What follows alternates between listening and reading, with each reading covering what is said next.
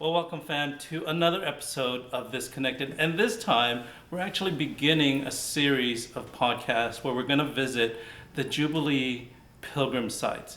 And this is our very first stop, which is in the Low Desert Vicariate at Sacred Heart Catholic Church in Palm Desert.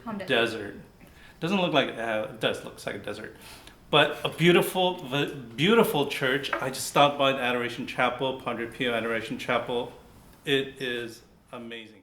Ready? Here we go.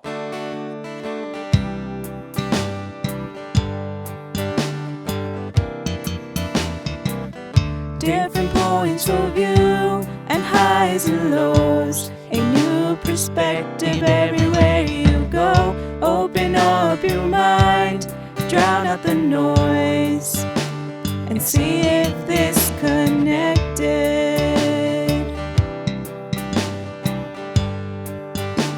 And see if this connected.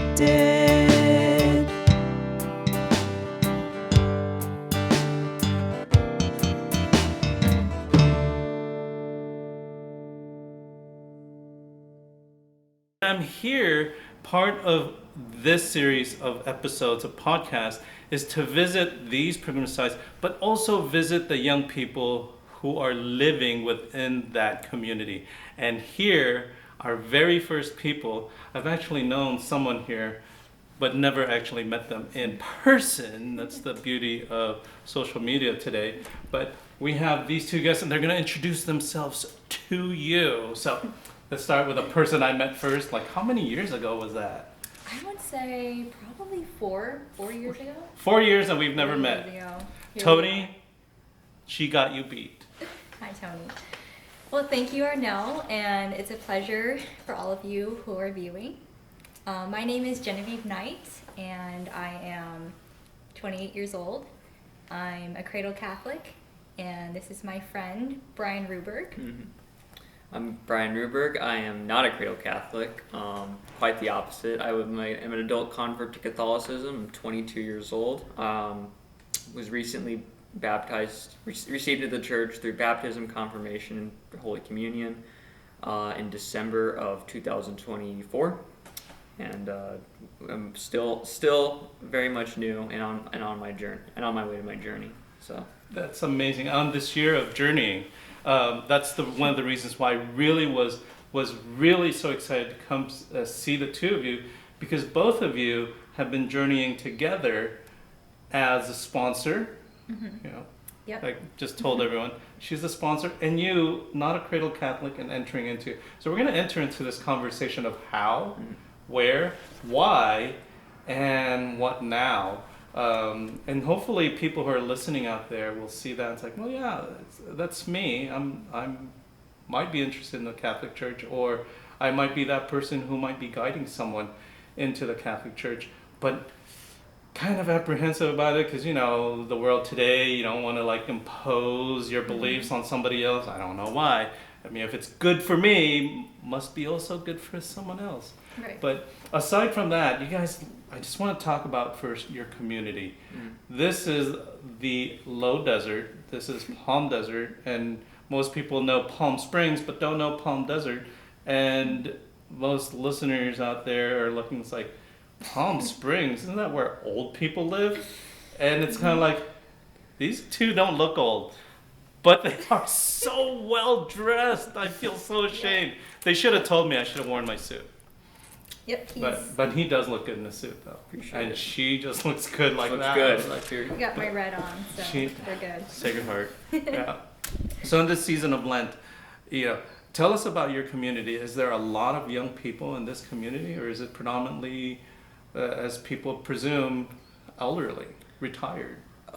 Predominantly, I'd be remiss to say if it's not a retirement community. Like inevitably, it's going to be mostly older people, which is what it is. But there is a noticeable shift in proportionately towards a lot of younger people. You know, you see a lot of younger people in the valley, a lot of younger Catholics in the valley, but specifically in this area, for whatever reason. And and the faith as a whole is kind of making comeback, you will, towards younger people who are just kind of looking for meaning a little bit. But this has kind of become like a hotbed for like, for young Catholics to kind of ask questions, meet mutually, and find out they're on the kind of they're in the same boat as each other. It certainly was like that for me. I was not expecting to see 70 and then young Catholics coming to the faith at the same time I was. Wait, I thought you were saying 70-year-olds. 70 young Catholics Yes. in your group? Mm-hmm. Young adults or... Well, from last year and this year's session, I actually was in this guy for 2 years. Amazingly a lot. Mm-hmm. That is incredibly a lot. Yes. And especially because this is an area that... Now, why do you feel it's that way? Genevieve, why do you feel it's that way? Why do you think that all these young people are coming, to the faith in such numbers? And especially when he wasn't even brought up in the faith. Yeah. Well, I can only speak for myself, but I feel that, especially in our culture today, in our day today, a lot of young people are hungering for tradition and they're hungering for truth, and they need to see that not just in young people but also the older demographic.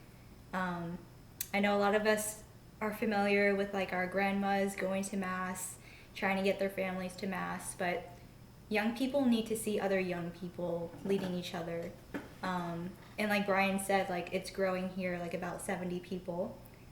It's not consistent, but it needs to start somewhere. But yeah, I think overall young people, we all have a God-sized hole in our hearts. And young people especially, we need the conviction and the truth to be grounded in that. So yeah, it just really starts with that. And it starts with just a question and a witness. It's not rocket science. It's not complicated. It just starts with just like one yes. And it can be as simple as just going to one session and just, even if you're just sitting in the back, simply being present there, it can change everything. But it just starts with that. How was it that you were invited, or were you invited, or was this like a group gathering that you were like, hey, I might be interested in doing that? No, it was actually the funny thing is a lot of people I found came to this conclusion the same way. It was really just a long process of, I was raised, non-denominational, and so I always considered myself a Christian, but at the end of the day, it didn't matter at the end of the day because I figured out Christianity was the right way, and it was I spent a lot of time at different churches, but also did a lot of reading, and that reading really led me to the fact that that the Catholic Church was the one. It was around the longest.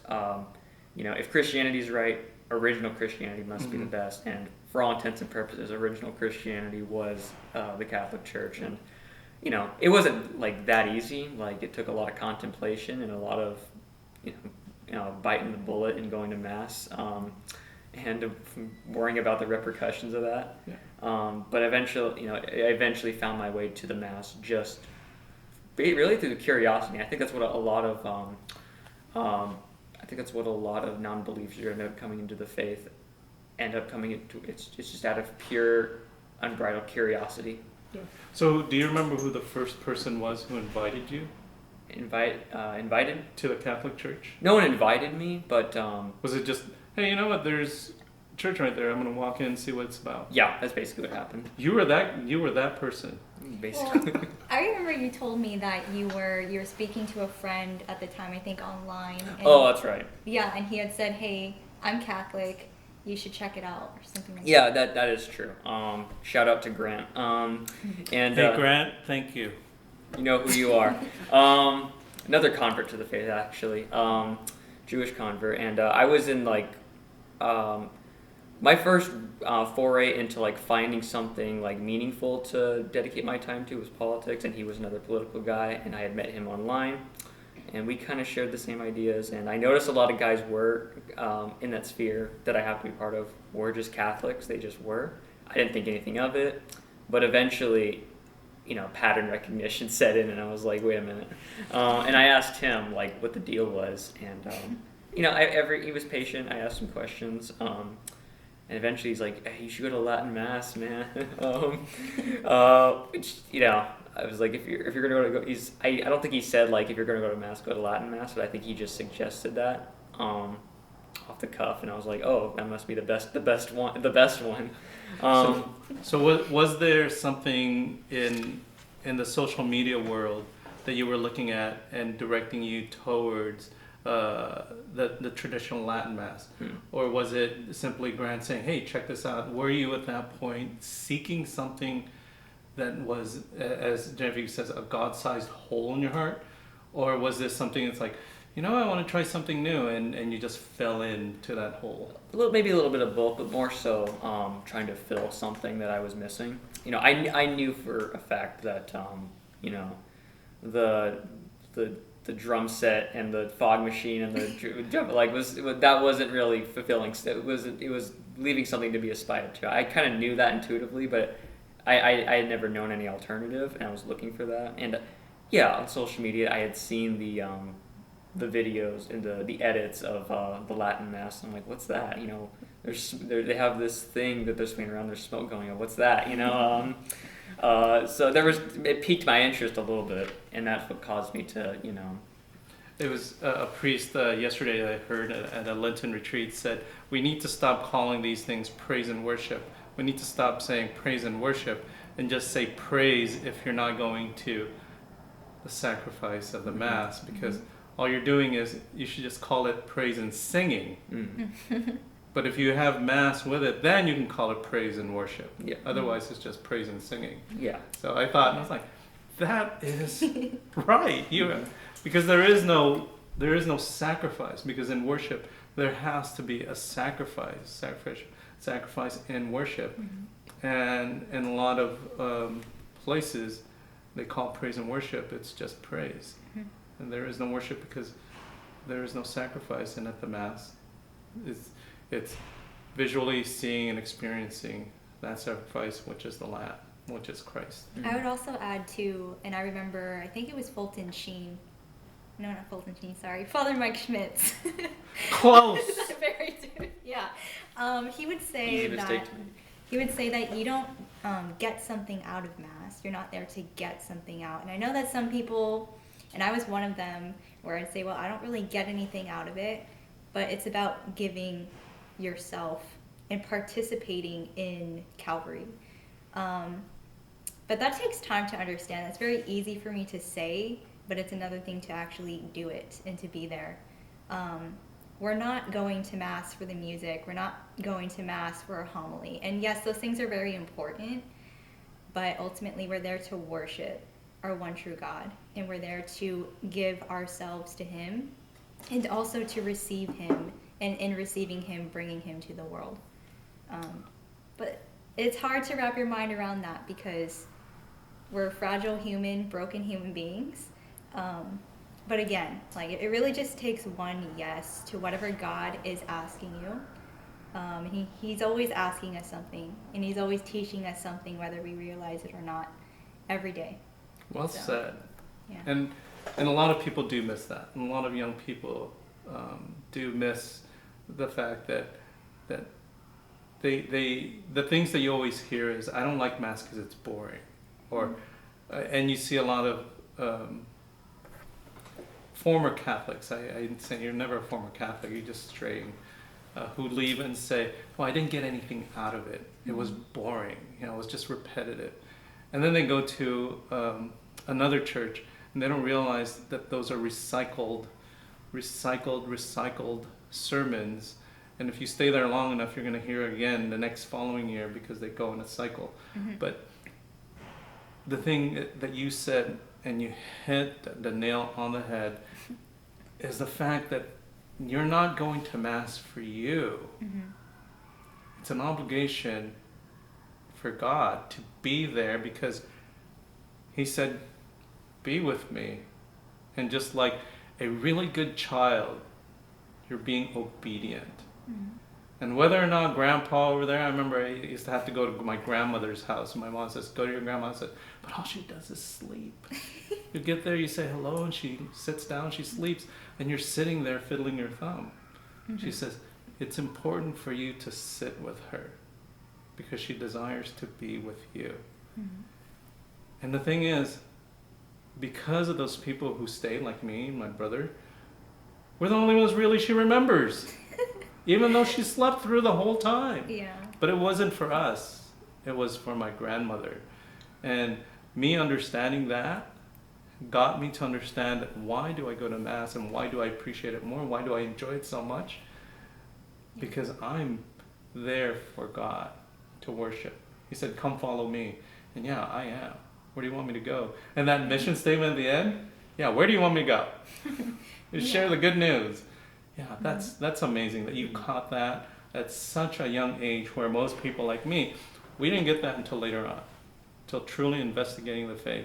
And maybe for you guys who are older and listening to this, you're like, yeah, I need to have some of my young people listen to what this young woman said because that totally made sense. You put everything right there of what it is that every single person who goes to OCIA or RCIA and confirmation programs, that's all they needed to hear. Mm-hmm. That's literally all you need to hear. And once you understand that and you hear that, then you can start investigating why. Yeah, and I'd also add too, like, never stop asking yourself why.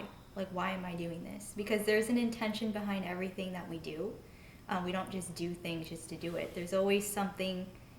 We all have free will. But also, the Mass itself is a mystery.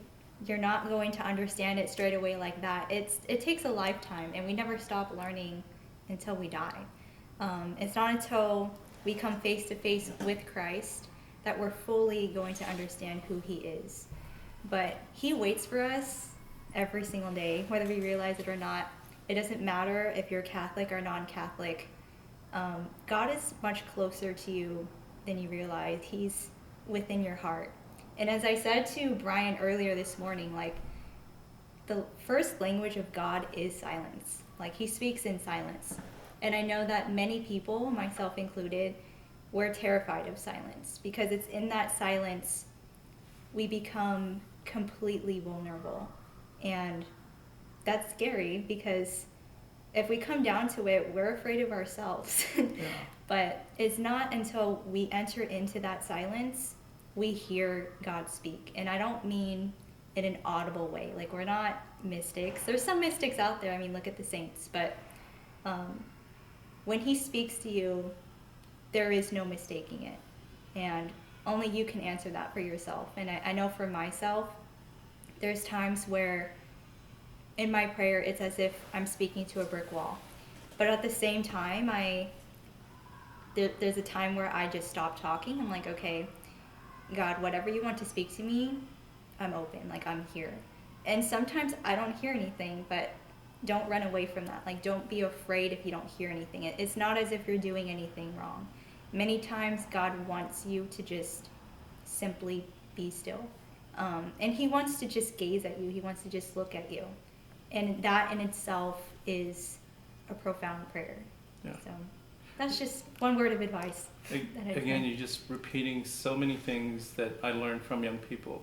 I remember this 7th grader, and I still use his story because when when I did middle school youth group, there's this one young man.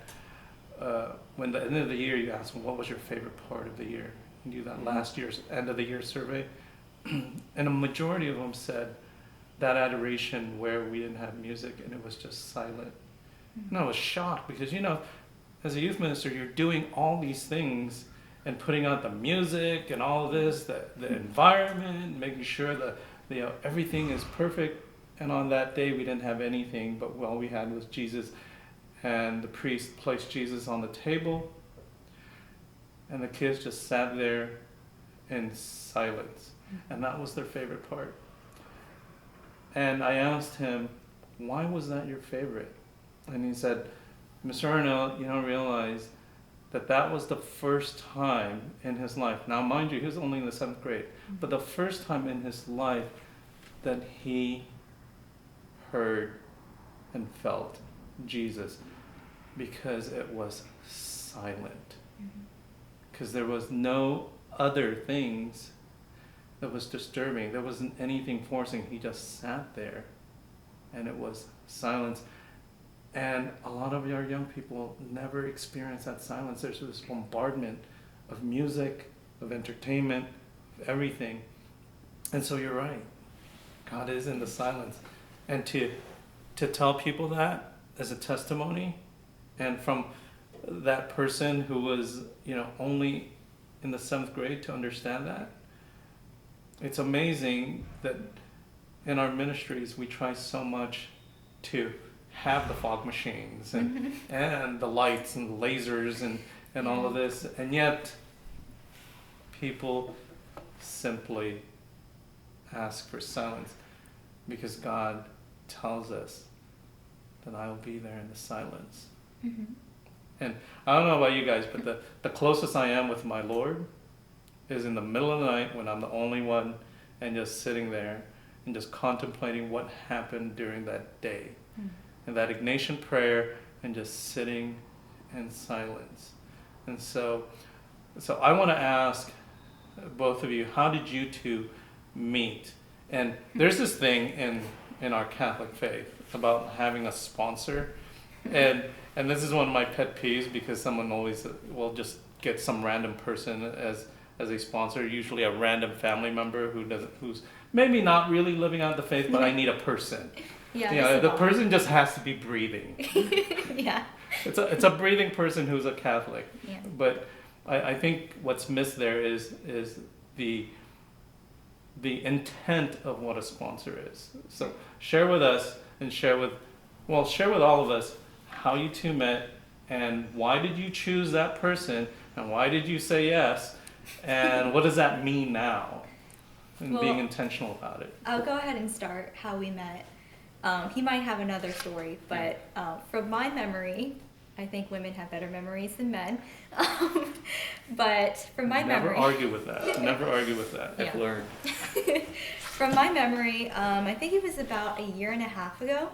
I decided to go to a young adult session here. It was in the summertime. I think there were only about 5 to 7 people who came. It was 120 degrees that day, so not many people want to go outside, but I just wanted to go that day. It was just a social night, so it wasn't like anything particular going on.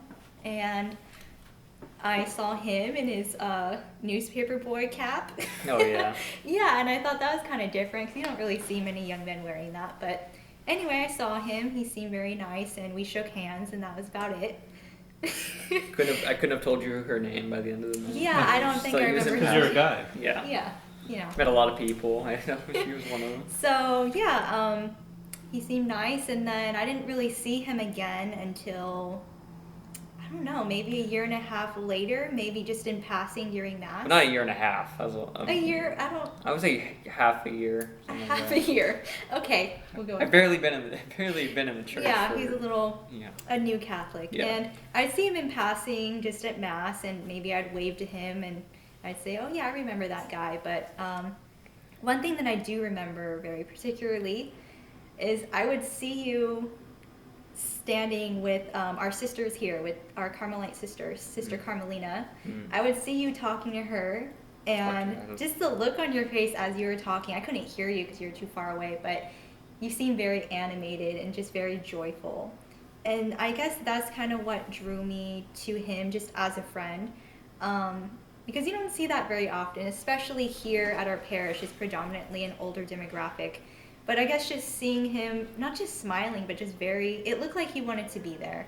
And also just conversing with the sisters. I've seen many older people doing that, but I don't really see very many young people just having a conversation. So I noticed that, and I'd see him again and again during Mass. And then one day, I needed a ride home from Mass. So I'm like, hey, if you remember me, I'm Genevieve. Can you give me a ride home? I really need one. And he politely gave me one. And from there, I started learning about his journey. and I was actually very surprised that you were in the process of becoming a Catholic, because this guy, he would go to 2 masses on Sunday. He would go to a Novus Ordo Mass, maybe the 9 a.m. Mass. Yeah. And then he would go to the Latin Mass at 2:30. And I thought that was I thought he was crazy, because I don't see that. I thought he was going to be a priest, because I would see him sitting by himself at a little table right outside with his little journal, with his phone right here playing Gregorian chant. Yeah. And I'm like, what is he doing? Like, what is that guy doing? And so one thing just led to another, and eventually we became just platonic friends, but also I played a pivotal role in his growth as a Catholic and as a friend. And he just asked me, like, hey, I already have a sponsor, but maybe you can be my co-sponsor. So I'll ask sister and see what she has to say. And she was okay with it. So in a way, I guess you can say I was his godmother. Little 28-year-old godmother. But no, I'm very proud of him. And you've been a Catholic an official Catholic for 3 months now? Yeah. And he's come a long way. Yeah. And Before that, they said I was de facto Catholic, but I still technically needed everything. yeah. You know, and yeah, it was a long journey, long process, and it took a lot of, I don't want to say soul searching. I think that's kind of a weird way to put it, but like, you know, just like discernment and thinking about what the deal was. How long was your discernment? Oh gee. I want to say like about an hour, or about a year. Not an hour. It was about a solid year of being in the program, And sorry, just wanted to add, it took you a little longer. it was about 3 years from, hey, what's this Catholic thing? Maybe From I should start Grand going. Yeah. to Genevieve. To Rancho Genevieve. That was about 3 years. But that solid year was probably one of the most life-changing growth time periods in my life. I had never changed that much in that period of time. So why the 2 masses? I get that question a lot. Yeah. I still do it. It just sticks out. Still do it, by the way. Just not as much. But I mentioned I went to the Latin Mass first, and that was what I liked. I didn't know anything about it, but I loved the challenge. I loved that it was different. I loved the reverence. I couldn't find the word for it at the time, but it was the reverence. The order. The order, the silence, the contemplation, the meditation. And I still love the Latin Mass. I take a lot of pride in going to Latin Mass. I eventually warmed up to. I love how it's the other way around usually, but I warmed up to the Novus Ordo Mass, through my sponsor, through Nick, my sponsor, who's a great man, by the way, good friend of mine, through OCIA, formerly RCIA. And there was something there too. I always thought it was just like, oh, that's the regular Mass, this is the alternative, I went straight to I threw myself right in the deep end, but that's how I thought of it. But I'm like, oh, there's some grace here too. There's something more community based, more like the church is celebrating the Mass with the priest. And I think I realized, as I realize now, there's something to that. And so I thought, you know what, I don't work on Sundays. And it, not only because I want to, but it's because it's convenient anyway. And it's the Lord's Day, so I thought, why not do both? Yeah, as he explained to me, he wanted to honor his entire day to the Lord. And I guess for him, that was not going to just one Mass, but like kind of making the whole day a Mass, if that makes sense. Yeah. If I'm not, And you are allowed to receive communion twice in one day. I checked. I knew he was going to check that. Yeah. He's like, wait, can I do this? I actually didn't know that. Before I was baptized, I was like, oh wait, when I start, can I? Yeah, you're good. No more than twice, but you're fine. Don't cheat. He said, don't cheat the system. But like you said, I read a journal. I sit in adoration, sit in silence, in contemplation, which is something I've always done, but specifically meditating on the graces I've received and the mass I just heard and what the readings were, and how that will affect my that next week or my life in general, but especially that the next week. How am I going to change even just a little bit this week? So you guys, your answers, your responses to this conversation just leads to my next curiosity. It's like, so how does that affect your entire week, and how do you live out your entire week? You start with a mass on the Lord's Day, the first day. And how does that direct and dictate how you're living your life for the entire week? Is it as some of our younger listeners who are looking at, how do these people do what they do? Because now you're like, well, now you're witnessing to them. So how does that double mass on Sunday and single mass, and maybe a double mass for you too on that Sunday, or maybe a vigil mass on a Saturday, how does that direct your whole week? Well, it's not sensational. It's not like, it's well, I thought it was, because you guys have this joy about yourself. I feel it, but because you do. It's like a lot of people seem like, oh, Catholics, it's boring. Mass is boring. But then, you have people who witness, like two of you, who show that joy of what you received. Mm-hmm. And that's what I kind of wanted to... Can I go first? Go ahead. Oh, you're in trouble. Sorry, ladies first anyway. So, I say this as a reminder, not just for myself, but I say it to you. The Mass needs to change you. And again, that doesn't just happen like a switch. Like, that takes a lot of time. It takes a lot of commitment. But it has to start with your yes. And when you go to Mass, you may not feel anything, and that's okay. Like, there's nothing wrong with you if you don't feel anything. Jesus is still who he is. He is still there, and he is fully present. And he is working on your heart even if you don't feel a thing. But you can't just stop there. Like, being a Catholic is not just going to Mass on Sunday.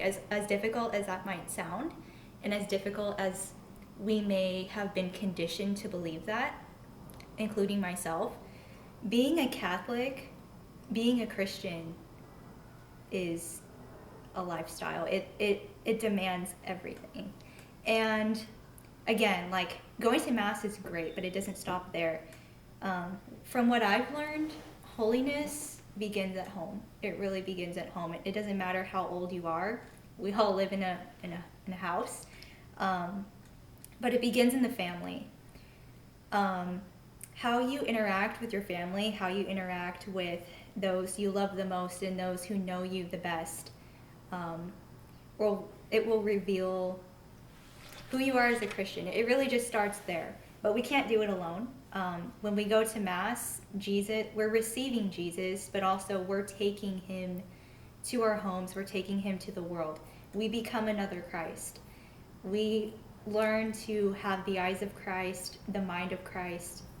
But we have to receive him first. And we also have to allow ourselves the space for him to work on us. So personally for me, prayer is number one. Because Catholicism, Christianity, it's not just religion. It demands relationship. Otherwise, what are we doing? Like, what exactly are we doing? And that's a question we have to ask ourselves. But religion and relationship go hand in hand. It's not just this here and that over there. And it's very easy to compartmentalize our faith, to say, well, I'm a Catholic in a church, but outside the church I can just do whatever I want. It's not like that. And God himself teaches us how to be a Christian. We can't do it alone. But again, it starts with prayer. Our lives can be a prayer as well. It can be as simple as doing the dishes. It can be as simple as doing the laundry without being asked, cooking a meal for your family.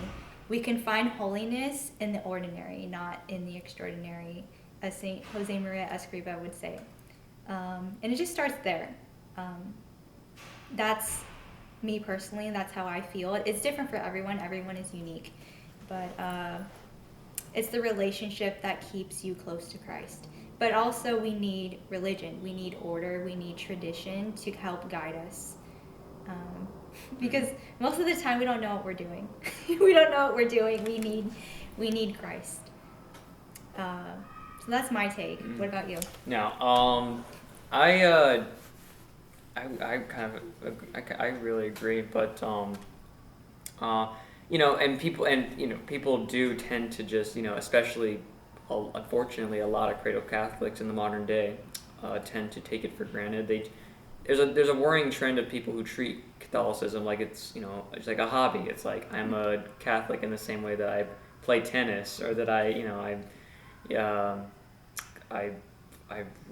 do calligraphy. It's like it's like just something apart about them, where it's like this is supposed to be our way of, like, this is a Catholic way of life. This is a faith. This is a constant forging in this furnace we call Earth of ourselves before we go to heaven.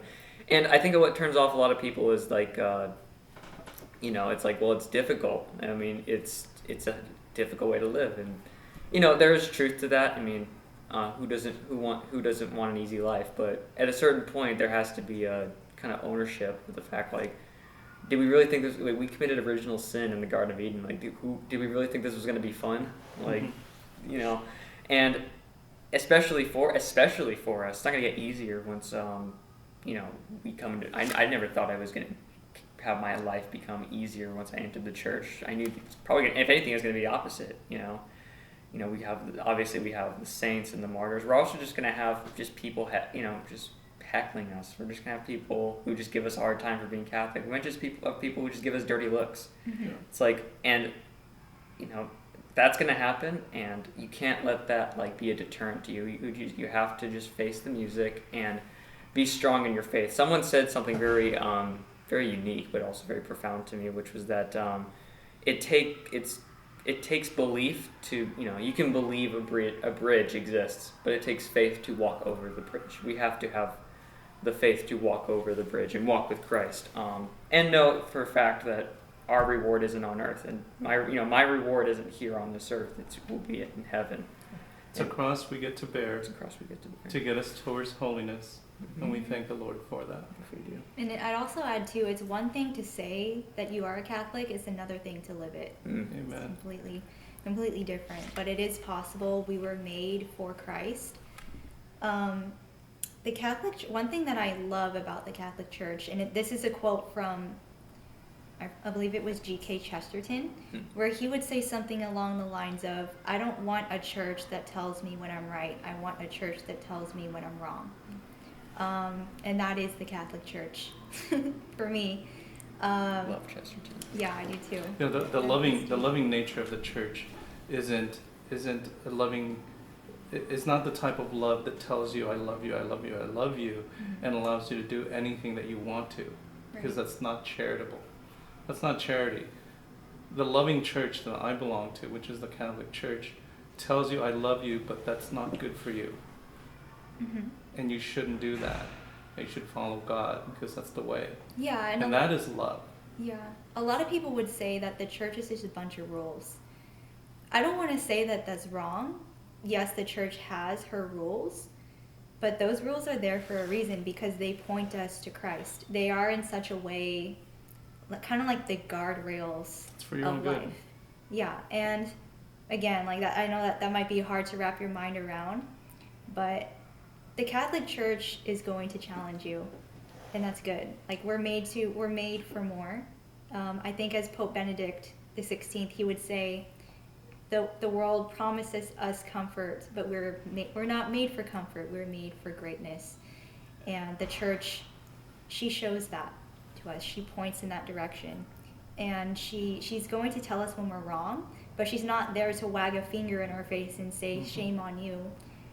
The Church is also a hospital, as we know. It's a hospital for sinners, and Christ is our physician.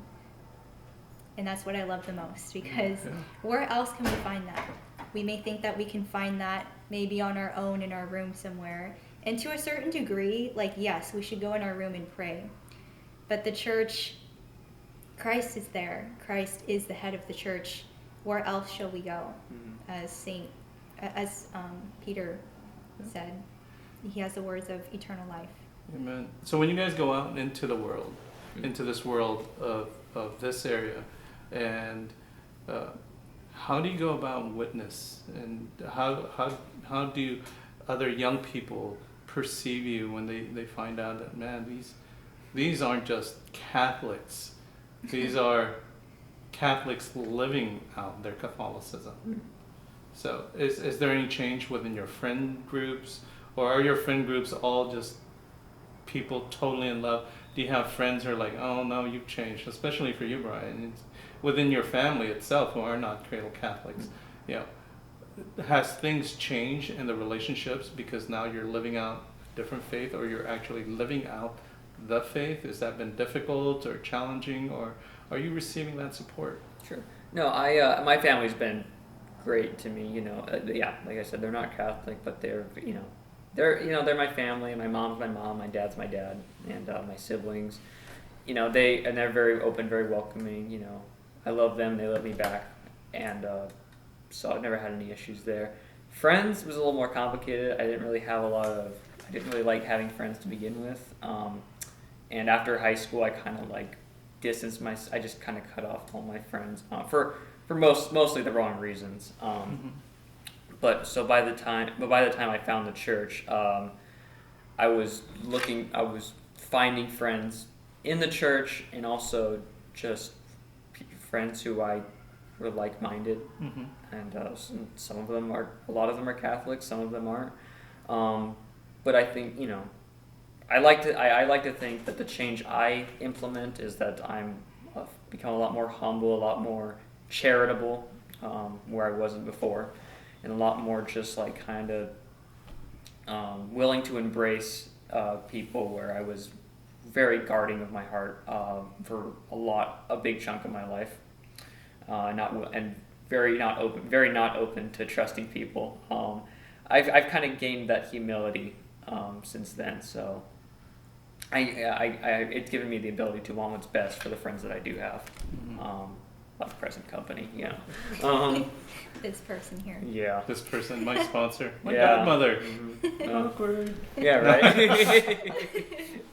No, so knowing that, and I love the things that you guys are saying, but the question is, you know, now you went through this whole phase of OCIA, and it's like, that's amazing, because it's kind of like I went up into the mountain, and it's kind of like this 3-day retreat.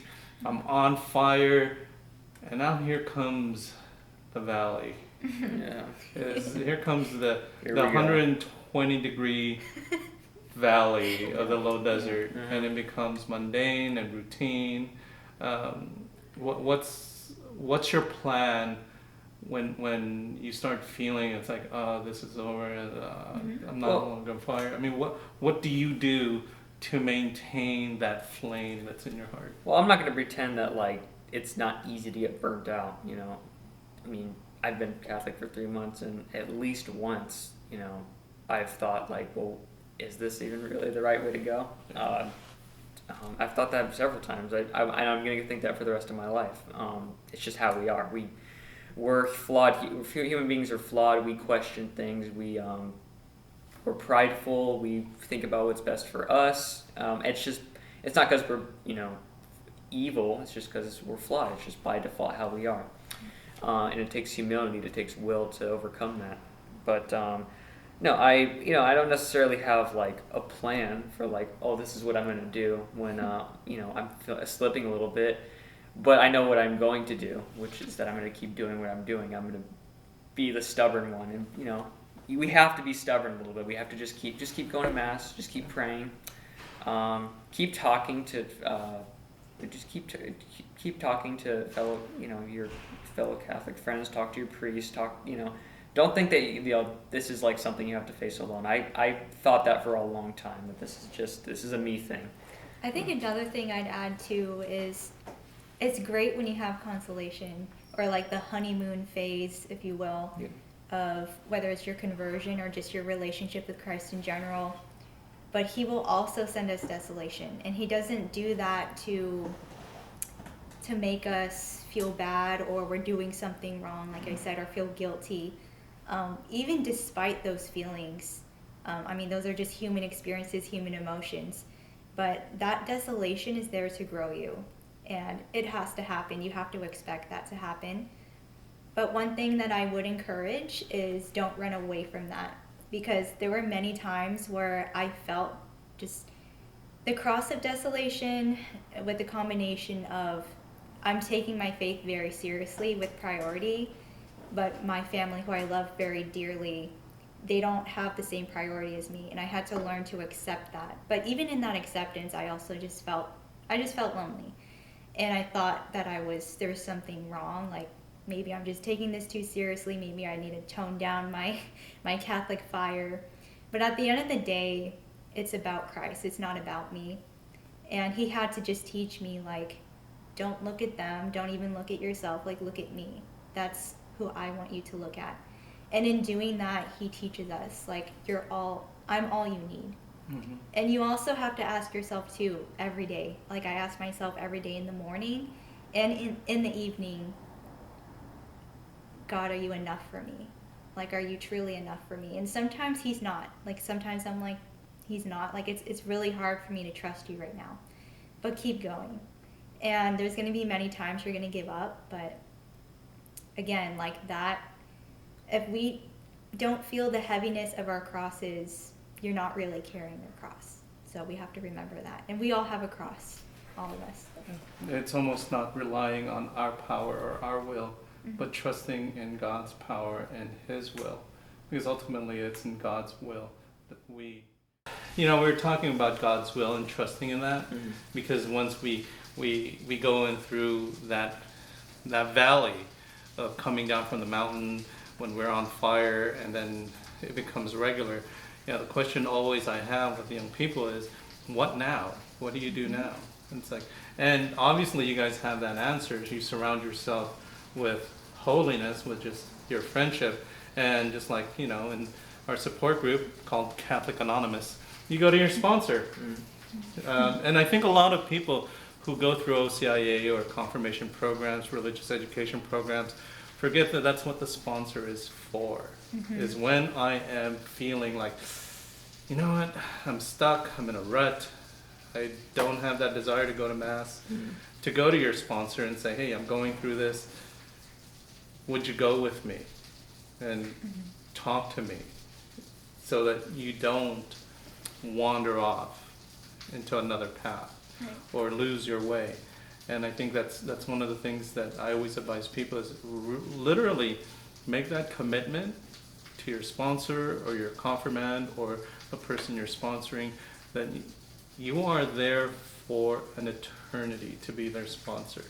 And the hope is that when you reach heaven, that person is one of those first people who are like waiting for you, or you're waiting for them to shake mm-hmm. their hands and say, we made it! Mm-hmm. We made it, and we're forever going to be happy and joyful and live out the Beatitudes, yep. right? So that's what I like seeing when people like you get it, like you get it, and that's amazing.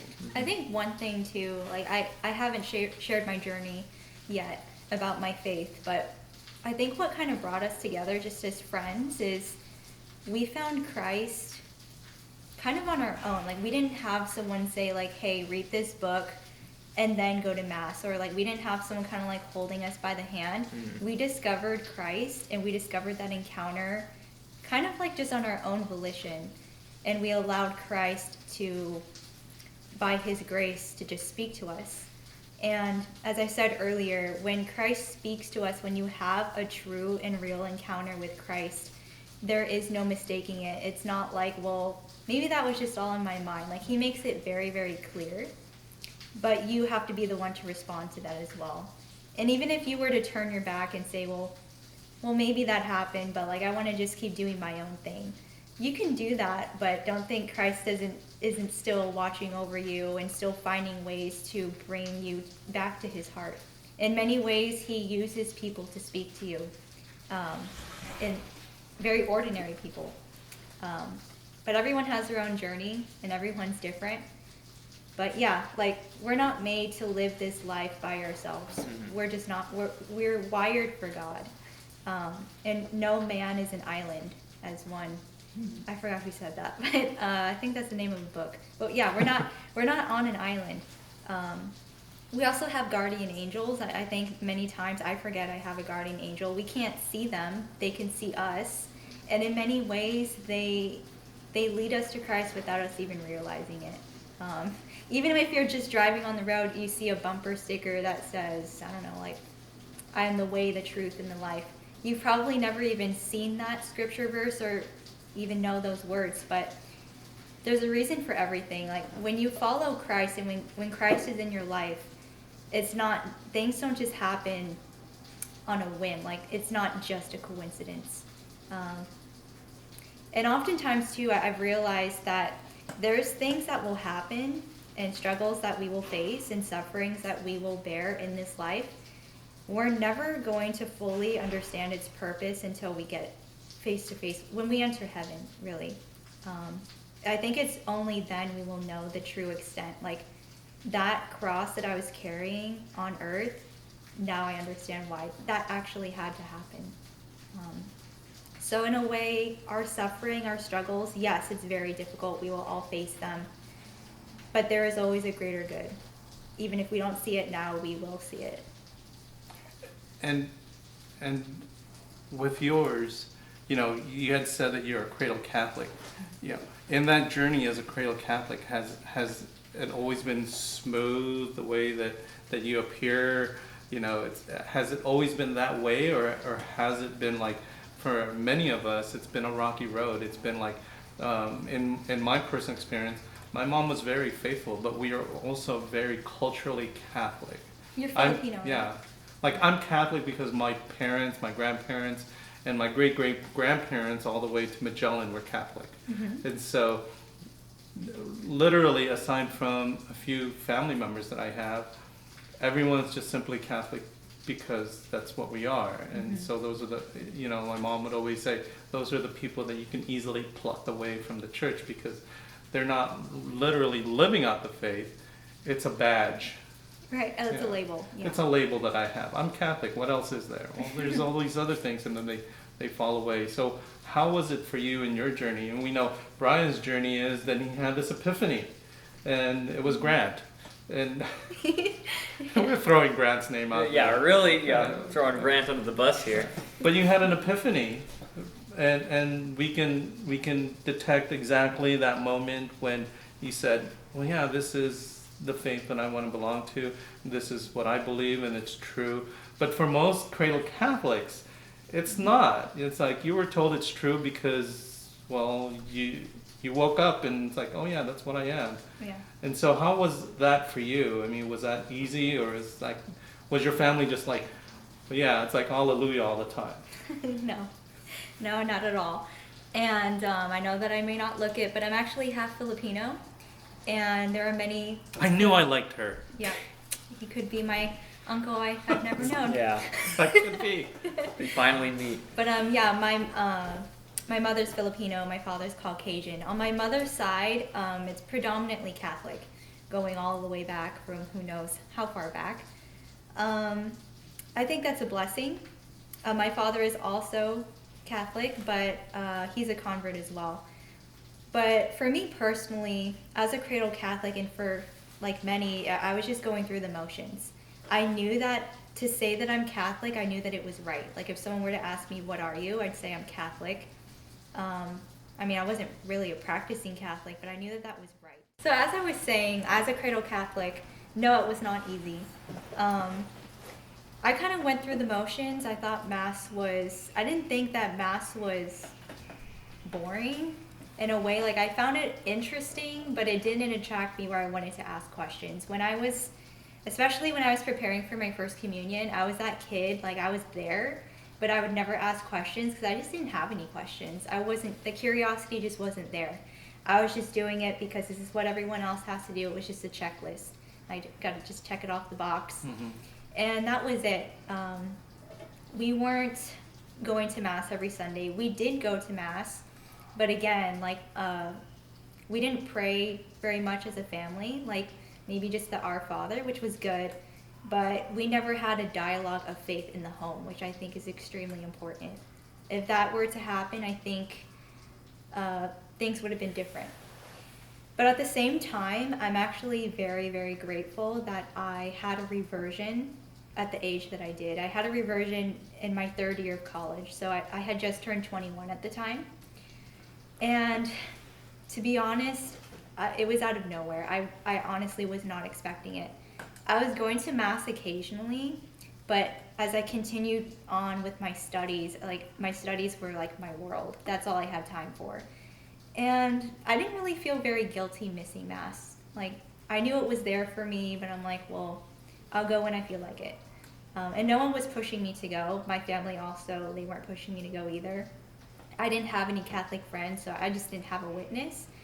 But yeah, it started just in a very simple way, but it was also very profound in that I went to Cal State San Bernardino, Palm Desert, so it's the secondary campus here, aside from the main campus. So it was a very small campus, but there happened to be a Catholic Newman Club on campus, which was kind of weird for me because it's a secular campus, and this club was only maybe like 2 or 3 students, so it was just forming at the time. And for some reason, I don't know why, but for some reason these students, they kept asking me, like, do you want to go to Mass with us? And what was different was they had an on-campus Mass, so it was just a 30-minute Mass on Wednesday. The priest would come. They would just have it in a small little classroom. And these students just persistently just kept asking me, like, we would really like you to come, like, can you come? And I would just say no, like, I can't. And I really couldn't. I had class at the time. But also, I started resenting them, to be honest, because they wouldn't stop asking me, and I didn't understand what's their problem. I said no. They can't take no for an answer. And so I just told them, like, hey, I appreciate you asking me, but there's other students here. Like, there's other students here, but it's like they wouldn't give up on me. And it just so happened that one day I see them just from a distance, and they're just handing out free snow cones because they're trying to recruit people in the club. It was 110 degrees that day. It was in May. And I just see them, and I knew that if I were to walk past them, they're going to ask me again. And I'm like, do I want the snow cone? Do I want it that bad where, like, I'm going to be asked that question? So I'm like, I'll get the snow cone, and I'll just leave. I'll just be like, thanks, guys. I'm going to go to class now. But as God would have it, he actually used that snow cone. As weird, I tell people that it was actually a snow cone that brought me back to the church. So anyway. In the middle of the desert. Yep, on a 110-degree day. So I make my way over to them. I get my snow cone. But as strange as it sounds, like, they had a conversation with me. Again, they asked me. I was about to say no, but I remember vividly in that conversation, I actually really looked at them as they were speaking with me. Like, I was really present. And something interiorly just told me, like, just stay there with them. Don't start getting distracted and start thinking, well, hurry up, like, I gotta get going. Like, just stay there. And one thing that I noticed was just their eyes. Like, I saw something in them I knew that I didn't have, and that was joy.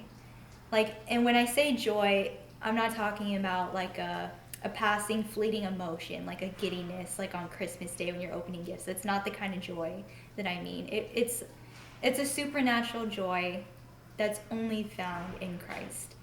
And it was a joy that just drew me in. Like, there was just something, as they were speaking with me, I wasn't just focusing on their words, I was focusing on their eyes, because it was almost as if I was seeing Christ's eyes looking at me. I wasn't just looking at like a girl my age. Like, I saw someone else there. And so as they were talking to me, I found myself saying, maybe I'll go to Mass. I didn't say yes, I'm like, maybe. Thank you for speaking with me. And as I turned to go, this is kind of when Our Lady enters in. As I turn to leave, I see in the corner of my eye just a pile of rosary bracelets at their table. And I knew what a rosary was. I grew up with rosaries in my home, but I didn't know how to pray it. Like, no one really showed me how. And so I see it, I'm like, do you mind if I just take one? It was just more of a souvenir, like just as a memory. They're like, yeah, sure, go ahead. And as I took it, at this time in my life, I never wore anything Christian, like religious. It's not that I was against it. If I wore a crucifix around my neck, I would want to hide it in my shirt because it just wasn't me. But anyway, I took the bracelet. I didn't put it on. I was simply holding it in my hand. And as I was making my way to class, I looked down at the bracelet. Like I just looked down at it, just like this. And the first thing that caught my eye was the cross. And it was the cross of Christ. It was Jesus's body nailed to the cross, and it was painted in gold. And it was a very small cross. It was like the size of my thumbnail. It was very small.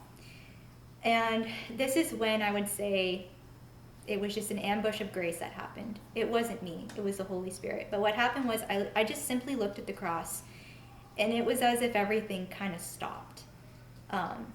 It's kind of hard to explain because it wasn't me. It was like this stillness that came over me and this profound sense of peace, but more profoundly, the stillness. And as I looked at Jesus on the cross, I felt his gaze looking at me. And it's something I think you can only understand once it happens. Like I can describe it for you as best I can, but you can't understand that gaze until you sit in adoration before Christ. But anyway, I looked at the cross and I just felt him looking at me. But not just looking at me, I felt like a penetrating gaze, like he knew all of me. And it was as if he was waiting for me to look at him. And I've looked at crosses my entire life. Like I have a crucifix on my wall in my room since I was like 2. So I knew what a cross looked like, but it was as if I was looking at the cross for the very first time in that very moment. That's how profound it was. And in my heart, I didn't hear anything audibly in my ears, but in my heart, very, very clearly, I heard him say, like, I love you, and now you finally see me. Like, now is the day that everything changes for you. And I didn't really know what was happening, but I felt like just joy. Like, there was no way I was going to say, okay, whatever, like, I'm gonna go to class now. Like, exteriorly, I was the same Genevieve. Like, if you were to see me, like, yeah, that's the same girl. But interiorly, at that point, I was completely different. And so my journey started from there. I ended up going to Mass that Wednesday. I was actually the first one there and the last one to leave. And that was when I was like, this is it. I don't want to just be a cafeteria Catholic. I don't want to just live on the sidelines of my faith. Like, I want to be either all in or not. And I don't want to half this. I want to be all in. And I knew that that was going to be very difficult. I wasn't naive and say like, oh, well, it's just rainbows and butterflies from here. I knew that it was going to be difficult. I knew that my family, they're going to have questions and it's going to be difficult. And there will be tears, like there will be disappointments, but this was for me. Like this had to be like my own decision. And from there, I never looked back. It's been 7 years. And that's not to say I've had difficulties. I've had many difficulties. There were points where I'm like, I want to throw in the towel. But in that difficulty, Christ always found me. He always finds a way to bring us back. Always. Even if we feel like I'm done, he always finds a way. So that's my story. Mm-hmm. And you have a story too. It doesn't matter who you are. It doesn't matter if you're an atheist. You have a story. And God is always writing a story upon our hearts every single day. But we have to listen to him and allow him to write the story. And that's difficult. That's going to demand us something. But we're not alone. And more often than not, Christ is doing the heavy lifting.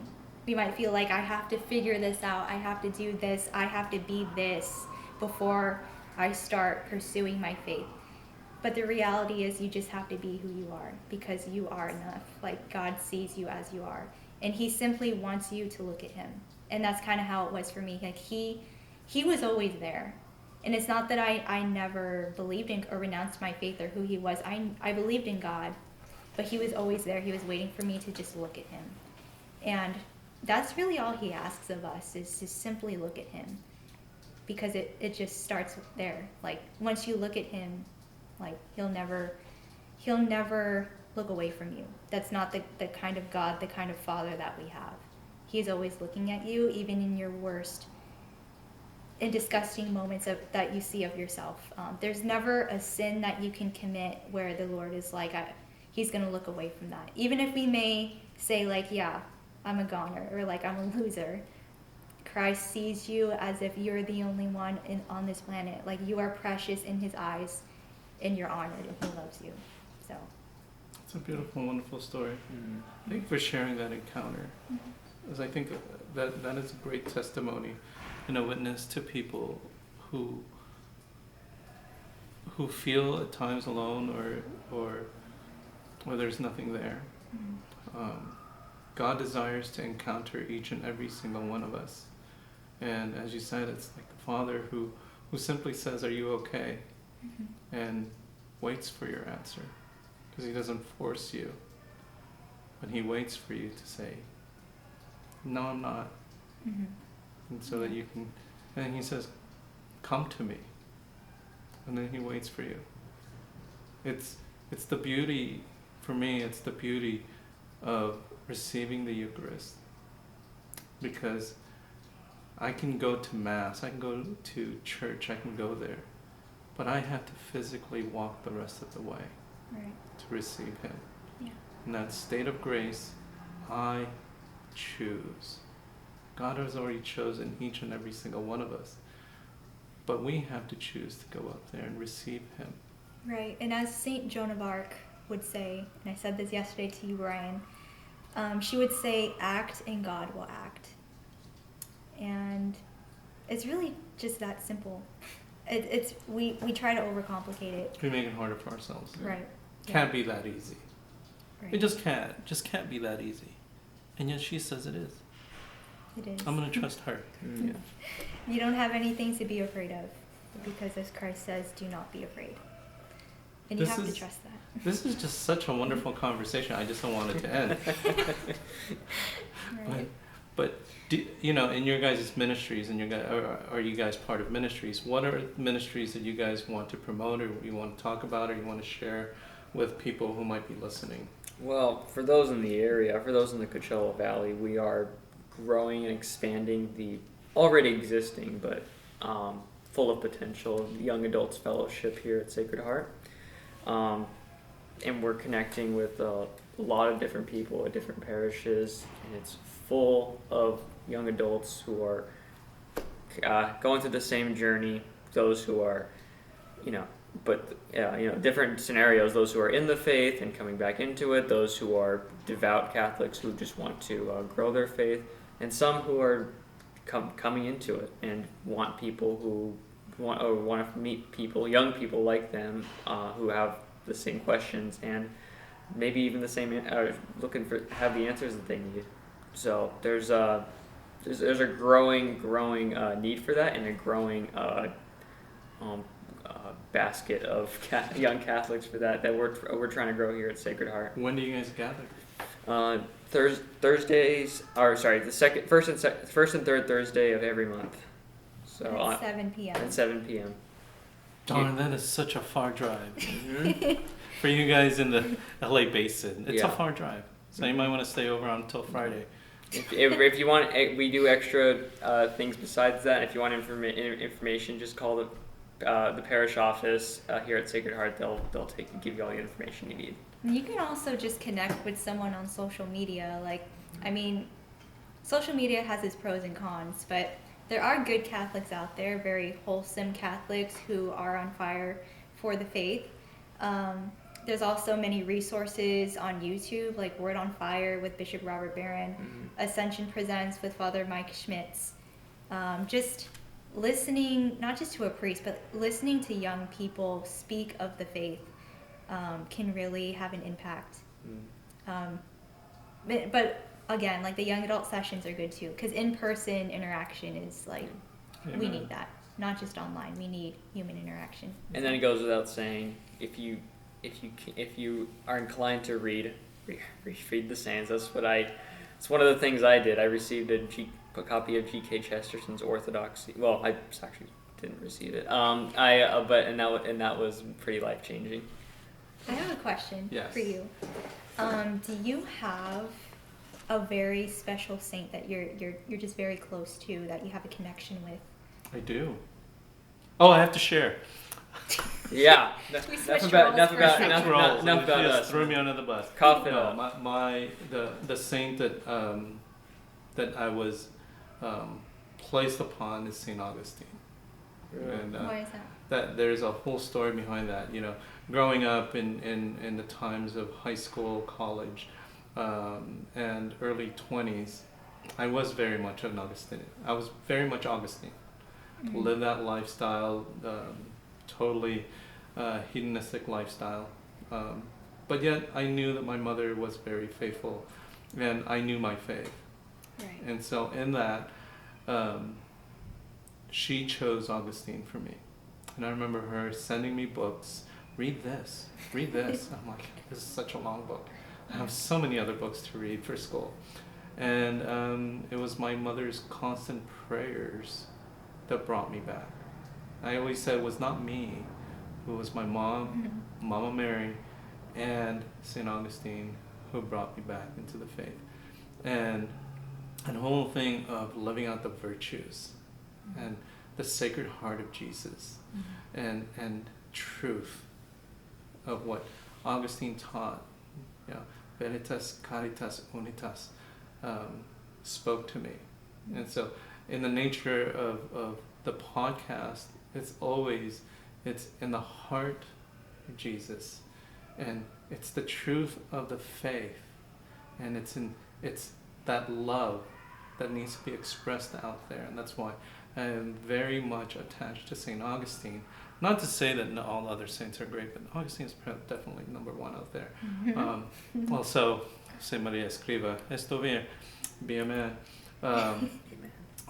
But Augustine has always had a special place in my heart. He's the one that I chose. He's the one that was chosen for me. And he's the one in his confessions that got me out of a lot of things that I had previously done. And I'm like, well, if he became a saint and he did that, I did that. There's hope for me. And there's hope for every single other person out there who was broken and yet blessed. Exactly. So. Yeah, that's beautiful. Like Saint Augustine, like you picked a good one. Yeah, I think many people can relate to him, whether you had a very deep dark past or not. Like we can find an Augustine in all of us. Like we could find ourselves in him and in his story. Can I name mine? Yes. You know, originally, here's the thing. Our original podcast, what we used to ask is, at the very end of the episode, we would ask everyone, who is your patron saint? And if and when you become a saint, what would you be the patron saint of? So let's bring that back. So who is your patron saint or your most favorite saint? And what would be your patronage when you become a saint? The second one's going to be difficult, but I'll start with the first. So I'm someone, I feel like that I have a saint for every season.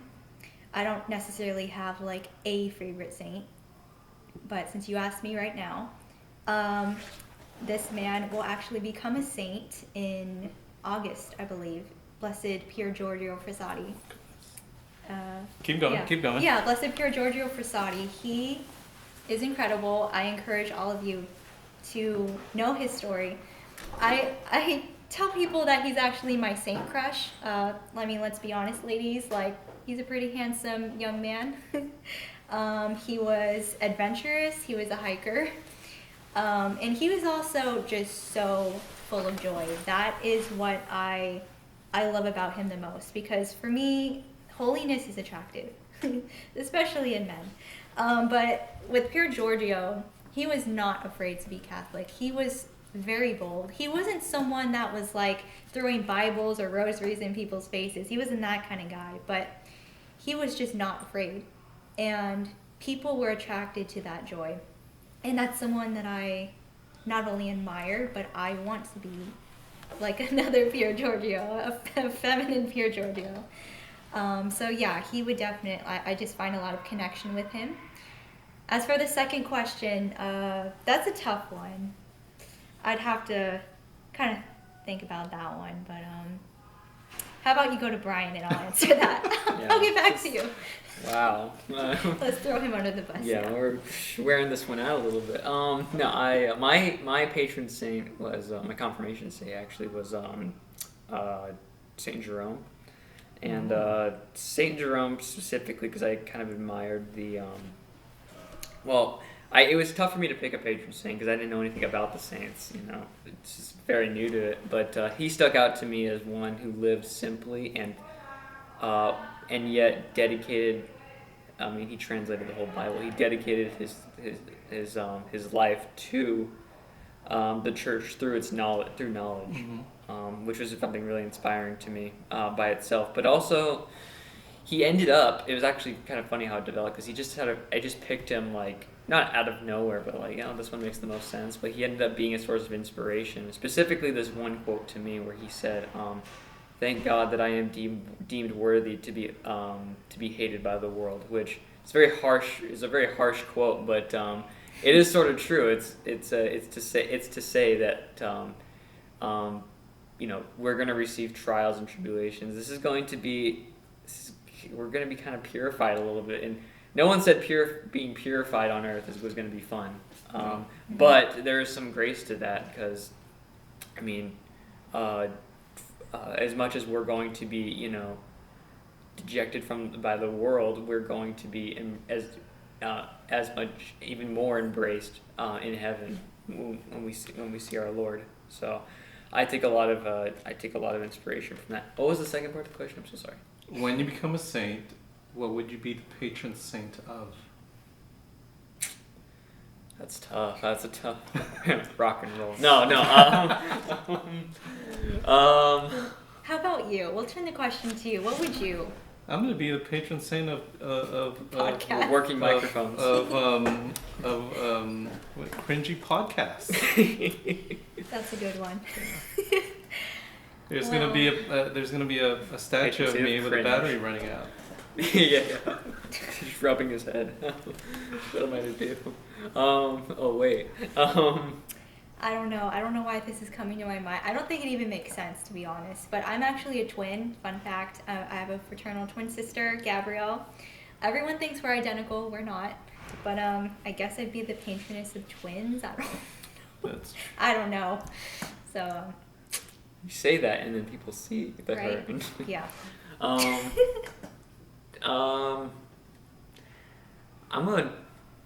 I like to think I have a pretty good work ethic, and you know what I'm about to say.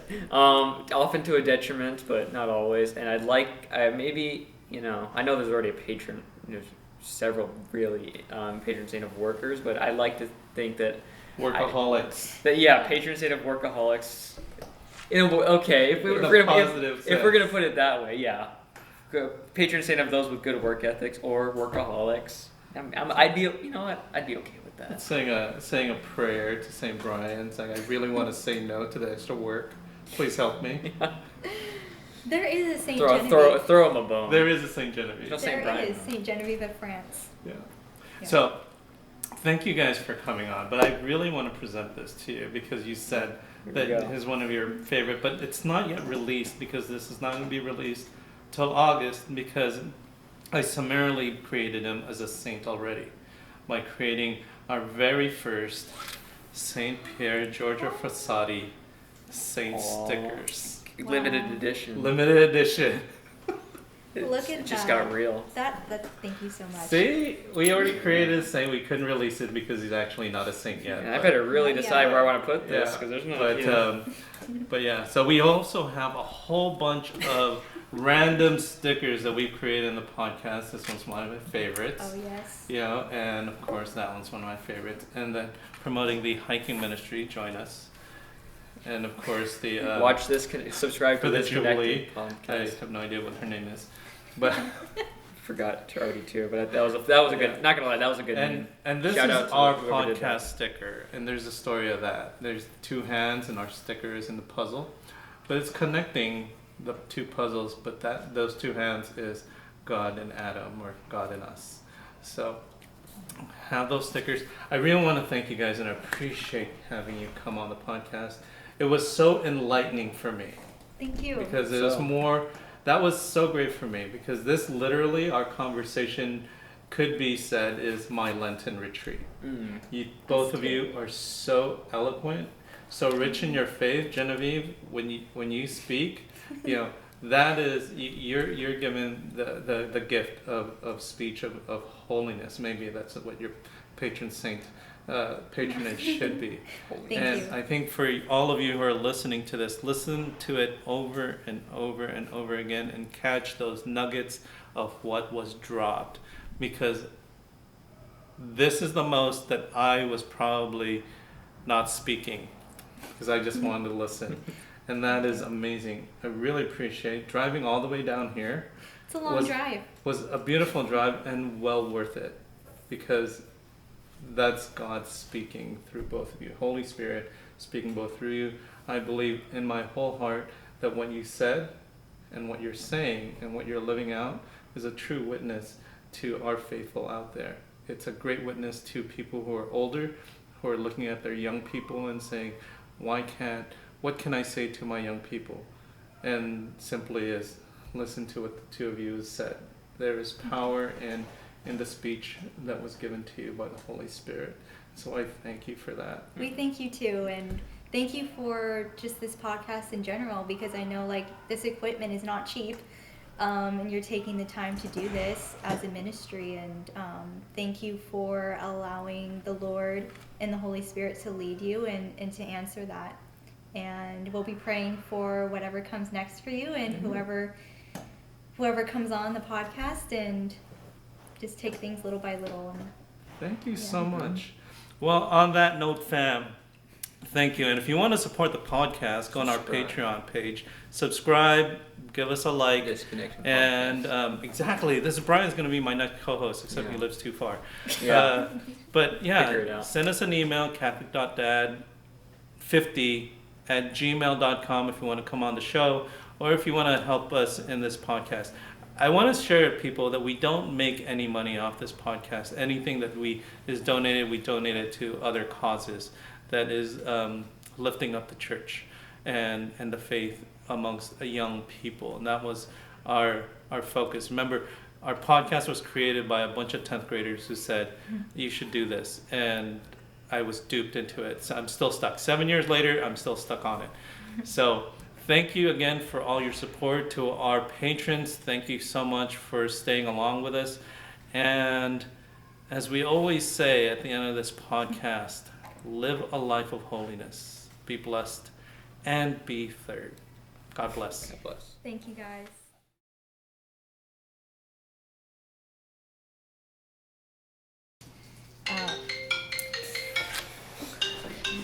There you go. We'll cut this part out. Maybe. I'll hide it. Yeah. Me and Brian, we're not going to cut this out. We're not going to cut this out.